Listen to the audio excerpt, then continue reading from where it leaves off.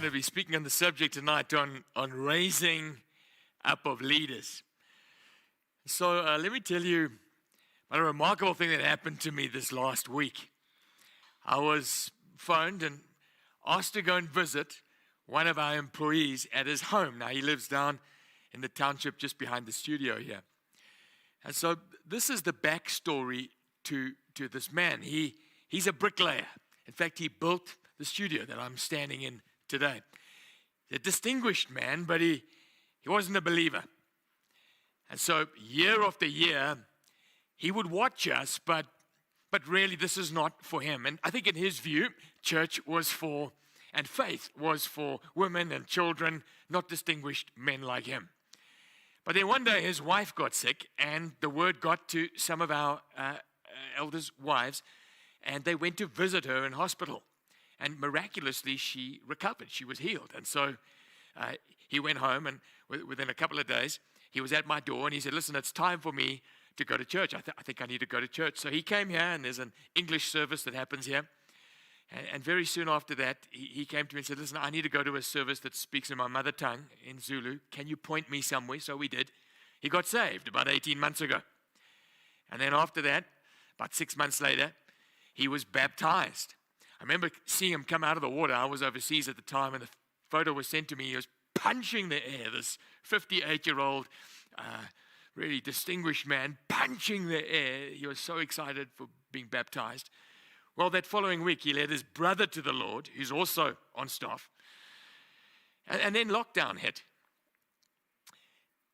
Fast forward to about 10 days ago, I'm called to his home. So went to his home, and I came around the area, the suburb, and there, to my astonishment, was a church that had been built. Bricks, no roof, but a substantial church. And next to it, a children's ministry facility, finished. And so I said to him, Nicholas, now what is this? I didn't know you lived in a church. He said, no, I built this church.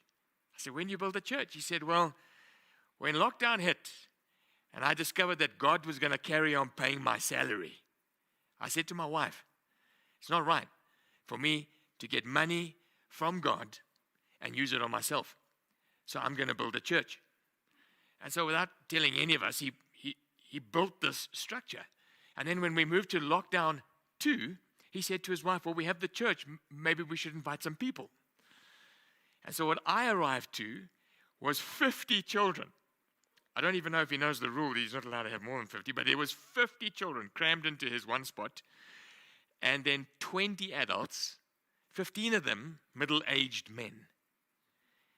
And he had laid out some tea for me to have afterwards. And I said to him, hey, Nicholas, remember, he's been saved 18 months. And suddenly, there's 70 people coming to his homestead. And I asked, so who's preaching? So his wife says, well, he gets up and he reads the Zulu Bible, and then God comes. So I said, Nicholas, well, we've got to train you, in leadership. He says, no, I don't want to be a leader. I said, well, here's a news flash, my bud. You're a leader already. And so this weekend, we go down there to help try and bring some shape to this incredible miracle that's just happened. Now, you might ask yourself, well, how the heck does that happen? I actually don't know. I don't know how it happened. I just know it's happened. And he hasn't been on a leadership training course like this. He's been in prayer meetings, he's been in church meetings, and he's been in connect group meetings, which is small group meetings. And somehow it was logical for him that his friends and family should get saved and should come with him on his faith journey. And so what would my definition of leadership be? Well, I've read many. I have a friend down in the Western Cape who simplifies it to this degree. Leadership is simply taking people where they wouldn't go by themselves. If they're going by themselves, well, then you're not leading them, are they? They're just going for a walk with you. But if they wouldn't ordinarily go there, and God uses you to suggest to them and to lead them and to guide them and to take them on that journey, that's leadership. And so how do you develop in your ministry a a way of bringing people through, of bringing people into leadership? Well, I'm going to suggest that there are a couple of convictions you've got to hold, and there's some disciplines that we ought to live in. But I can tell you now that Nicholas Mtembu did not go through a pipeline of leadership development. Nicholas Mtembu was somehow in an environment that just made that a natural thing to happen. And so these are the convictions that I think are essential. Firstly, is that it's God's idea that people lead. God's delegated leadership into families, into countries, into churches. And from the very beginning, he had Abraham, the father leader, Moses, the deliverer leader, Joshua, the military leader, and then all the judges then were judicial leaders. It's God's idea leadership. And so you're cooperating with God when you're facilitating that and you're encouraging that. Second conviction we need to have is that God expects every single Christian to be a leader. Every single Christian. Let me prove that to you. And you say, "Grona, I don't have the gift of leadership." One of the fruit of the Holy Spirit is self-leadership, self-discipline, self-control. And so when the Holy Spirit comes upon you, he enables you to lead yourself. Every Christian ought to be a leader. In addition to that, if God gives you a family, you ought to lead your family. Every Christian ought to be a leader. And once you're leading your family and you're leading yourself, what we've heard from Peter and from Tim tonight is that we're to lead others to Christ. Every Christian ought to be a leader. And when the family's in order and the personal world's in order, God will entrust you to lead his sheep, his people. God's intent is that, and this needs to be a conviction in our heart. So when you go and talk to somebody, you know that ultimately God wants them to lead themselves, lead unbelievers, lead their family, and maybe even lead in the church. The third conviction is that it's every leader's job to bring through other leaders. It's the definition of discipleship. Go and be a disciple, Jesus said. Peter quoted that text today. When you disciple, what is that by very definition? Someone who makes other disciples. Who are they? They are people who make disciples. And so what happens, as Peter very graphically explained with the rabbit story, is that when you raise leaders, and what he was doing today was raising an army of leaders, wasn't he? He was basically saying, permission to go and lead people to Christ. Permission to take initiative. Permission to go on these gospel adventures. As you raise leaders, we're talking multiplication, not addition.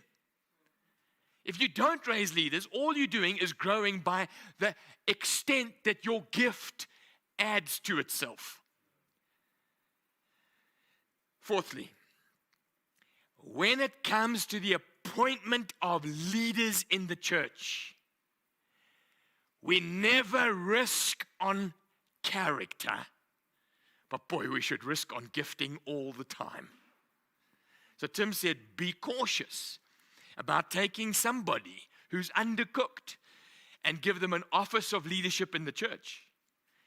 What he was referring to is character that's not tested, that can't hold that responsibility. And so we have this conviction. We will risk with those who are not gifted, who are timid maybe, who are even self-doubting. We will risk with those that don't have experience, but we will not risk when there's a question mark over character, when there's a question mark over what's going on in the heart. And we say to those guys, God wants you to lead yourself first, lead your family first, get it right on the home front first, and then we can release you into the church. And so with those convictions in mind, how practically does it work? I would like to talk about a pipeline, if you like, as a leader in a church. How do we get people from once they hear the gospel to ready to be entrusted, the guys that Tim was referring to, that you can say, okay, I can entrust that guy with leadership and a sphere of influence in the church. So I'll list them to you first, and then we'll go through them very quickly. And here's a heads up for when I'm finished in the next 15 minutes or so. Pete and Tim are going to come back up onto stage, and we're going to have a Q&A. We've already got some questions from you guys. If you've dying to ask Pete something or Tim something or myself, jot it down, send it through in the comments, and they will be given to us to have in that Q&A. So here we go. What does it look like? Well, firstly, you've got to create an environment of servanthood, of serving. Once you've done that, you've got to be able to identify, call out leaders. What Pete was doing today was calling you out. He was saying, of course you can. You've got to call people out to lead. Then you need to train them. And once you've trained them, you need to release them, set them up for success. And then you need to encourage them till Jesus returns. Create an environment of serving, call them out, train them, release them, and encourage them till Jesus returns. Let me look at those very quickly. To create an environment of serving, a culture of serving, why would you do that? Because the leaders in the kingdom are totally different to worldly ones. The word minister or deacon has at its very root servanthood. Jesus, came to serve. The Son of Man laid his life down and came to serve. And that's the way he demonstrated we lead. And so if you bypass that and you just bring in someone who's a good leader in business, who is competent in some other sphere, and he hasn't got a servant's heart, you're going to have secular leadership superimposed into your church family. And so we have an additional problem here in South Africa, in that our working environment has become contractual. And so when you have an environment where people pay others to serve, and those who are serving expect to be paid, it's quite difficult to establish a culture of serving out of the overflow of your heart because God says so. And so that's what distinguishes us from the world. Because in a worldly context, if I want a job to be done, I want to pay people to serve it. And if I'm asked to serve, well, what are you going to pay me to do it? And so in the kingdom, it's not contractual, it's covenantal. And so what God wants us to do as we cooperate with him in releasing leaders is get people to serve. And I don't believe, you might need qualifications to lead in the church. You don't need qualifications to serve. I can remember often coming to a church service and seeing a brand new visitor standing on the door, welcoming people into church. Why? Because you don't need to go on New Members Class 101 and Leadership 101 to welcome people and to be friendly. But if we can create an environment where people are serving, it's from that pool of servant-hearted people that we start to call out leadership. And just one last thing on this thing of creating service. We need to be able to ask God to create opportunities for people to serve. We've looked at our sites and churches we plant, and we've come up with like 53 functions on a Sunday alone to serve. And you say, why 53? Well, we couldn't think of any more. It was just, we want to maximize it out. Why? Because these are just opportunities to love God. And if guys roll their sleeves up and get involved, there's something in his heart that's going to set him up for leading in the kingdom. And people are wired differently. I love this account in John chapter 12, verse 1. Let me read it quickly for you. This was a home that Jesus loved to go to. And it had 3 personalities in it. And I'm pretty certain the reason he loved to go to that house was because these 3 different personalities were there. And so it was in Bethany. One was Lazarus. It says this, 6 days before the Passover, Jesus therefore came to Bethany, where Lazarus was, whom Jesus had raised from the dead. Remember that miracle? So they gave a dinner for him there. Martha served, and Lazarus was one of those reclining with him at the table. What was Lazarus gifted at? Well, he was particularly gifted at being a friend, particularly gifted at reclining.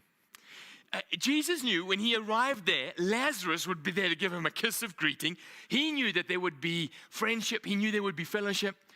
Why? Because Lazarus was occupying that space of friend in the family. And Martha served. Well, he knew he wasn't going to get food poisoning because there was a system of washing the dishes. Martha was in action. And also was at that house, Mary was there. And verse 3 says, she took a pound of expensive ointment made from pure nard and anointed the feet of Jesus and wiped his feet with her hair. And the house was filled with fragrant perfume. There was a worshiper there. There was a friend there. There was a servant there. And they were being allowed to express their gifting in that community, serving the church in that community. And this is what we've found, is that if you find what people are created for and they're wired for, and you create space for them to serve there, they serve longer and they serve happier and they glorify Jesus more.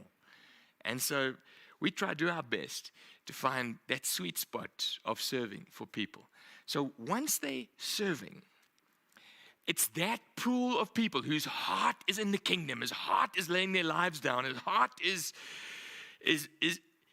leaning towards sacrificial giving. That's the pool that kingdom leaders are identified from. The guys who come late who convey the opinion that you'll be lucky to have me, boy. You stay away, like as far as Tim would stay away from those guys. So how do you call them out? Well, firstly, you don't beg. Nobody should be saying this sort of thing. You know, we desperately need help. Our children's ministry is like falling apart.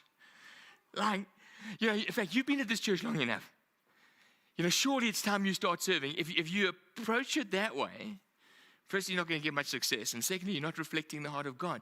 They have an opportunity to serve. And so the way we put it to people is that, man, God's got a call on your life and you've been serving. We see something in you. And so the way to call people out is to speak life over them and to tell them so. The best recruiters of other leaders are other leaders. And so as your team begins to grow, speak to them about who God's hand is on. And so remember, we're not talking about putting them into a position of leadership right now. We're just talking to them and saying, I see it in you. I had a bunch of young guys together on Saturday morning, about 49 of them. And I was amazed how many phone calls I got afterwards of people saying, count me in. And all I'd done is I invited them to something that they knew they were being looked at to be developed to lead. If you look at somebody and you say to them, I see something in you, it awakens something inside of you. Jesus did that, didn't he? He went up in Mark chapter 3, he went up the mountain, he came down, spent the whole night praying, came down, and he called the disciples that they might be with him. When he sent out the 72, he didn't send out 56, he sent out 72, and it says he appointed them in Luke chapter 10. It doesn't happen by accident. Go look at a guy and look at a girl and say, I see it in you. Come on a journey with me. And so you've created an environment of serving. You're calling out. You say, how do I know who to call out? Well, I've already said you don't want to risk on character. You can risk on gifting. But there's a process of observing, and there's also just a revelation in your heart that God's hand is on that guy. Tim said, don't ever underestimate the power of prayer. So you can observe people are following him. He's disciplined. He's got a good heart. He's got a kingdom heart. You can observe those things, but sometimes God just says, that's the guy. There's a particular young man on our eldership team right now who had left our church because he'd taken a job far away. He'd gotten into a bit of a backslidden state. At that time, he was dating a little bit of a dodgy girl.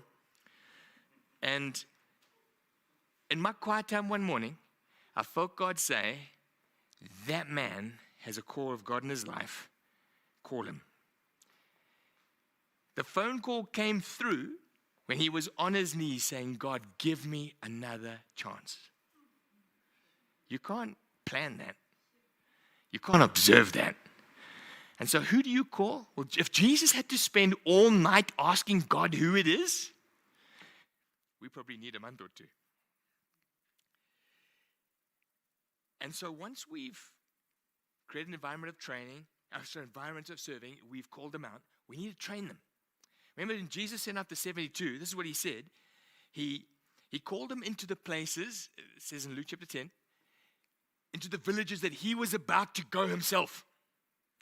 So what was he doing? He was modeling. He had done this before. He had done it with the 12. And he said, I'm going into that village, going to that village, going to that village.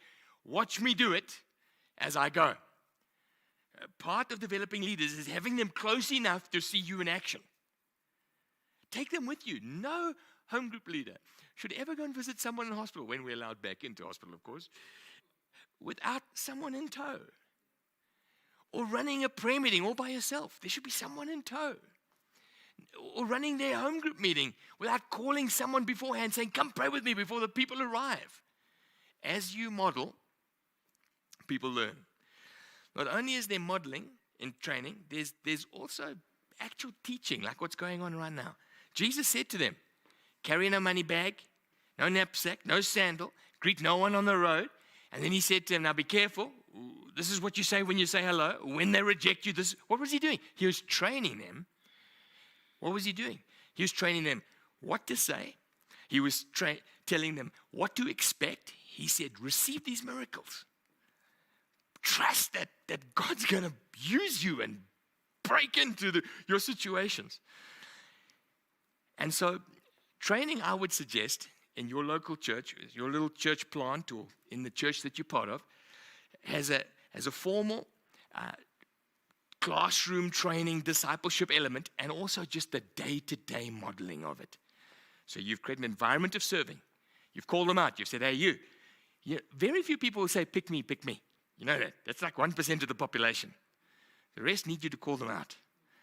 And you train them, and then this is very important, to release them, set them up for success.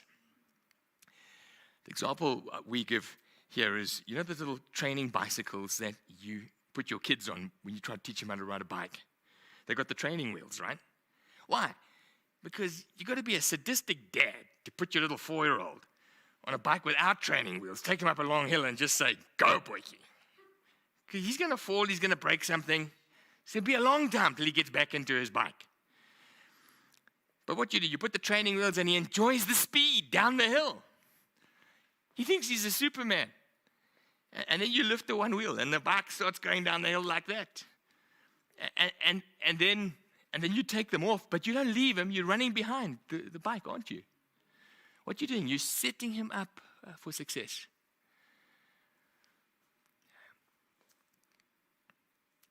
This weekend, we've got a couple of youngsters preaching online. 12 minutes. They've been helped in their preparation. And they've preached many, many times before in a youth context. What have we done? They've ridden the training wheels. It's much better to train them before you set them out than dust them off afterwards and say, now you're ready to learn. Why? Because a lot of ministry is confidence in God and the environment that you're ministering in. I can remember when my son was about 7 years old, and he interrupted a conversation I was having with one of his sisters, and he said he wanted to share the particular church that we were visiting that weekend. He's 7. So when he told me that, we were in the lounge, and he was watching the Cartoon Network. So I said to my boy, you want to get up and preach? Yeah. I said, what do you want to talk about? He says, well, I want to talk about my youth group. So he was going to a junior youth. I said, yeah, what do you want to say? I want to say how I won the eating competition and how I bought Sabelo. So I said, how how you bought Sabelo. So suddenly I'm thinking, maybe he could make a 30-second contribution on inviting people to hear the gospel. So I said, okay, my boy, why don't you turn the TV off and go and practice? No, got it, he says. Carries on watching Mickey Mouse. I'm thinking, I could let him do this, but he's going to be standing in front of 200 adults, and he's going to be like kamikaze off his bicycle and never do this again. So I said, listen, my boy, I turned the TV off. I said, are you serious? He says, I'm dead serious. You always let my sisters talk, but you never let me talk. So I said, okay, you go into the bedroom and go put your ideas together. I'll come and listen to you now. And so I shaped it a bit. I said, are you going to use a microphone? He said, of course. So I said, well, how do you use a microphone? He says, oh, Dad, I know. This is 7, eh? So I threw him a deodorant can and I said, okay, show me. And of course, his hands were going like this. So I said, now you see, put it on your chin. Talk in front of the mirror. And you say, God, this is ridiculous. This 7-year-old, no. So there he sits. Did it 3 or 4 times. Made him do it even more. Why? Because I don't want him to fall off on the tarmac. We're standing in front of the church. Couldn't believe how his mother dressed him. He's in his baggies. Hair like this. He's looking barefoot. There's 200 people behind us, and I'm thinking, I said to my wife, he's not going to go for it. And of course, I wouldn't have forced him, but I said, you ready? He says, I'm ready. So here he is, looks like Huckleberry Finn. Wanders up, shirt hanging out. He takes my wife's iPad, which had nothing on it, puts it up like this, and he goes, puts the microphone on his chin, and everyone fell in love with him. I can't remember what he said. He held the microphone for maybe a minute, but there was a standing ovation, much more than his father's ever got in his entire life. And he sits down afterwards, and you can just, so what happened? He had the training wheels on. That's what happened. And he didn't hit the tarmac. Guess what? When he turned 10, 3 years later, he was ready to give it a real go. We don't want to just let people loose prematurely. You want to set them up. And then the final thing is to encourage them until Jesus returns.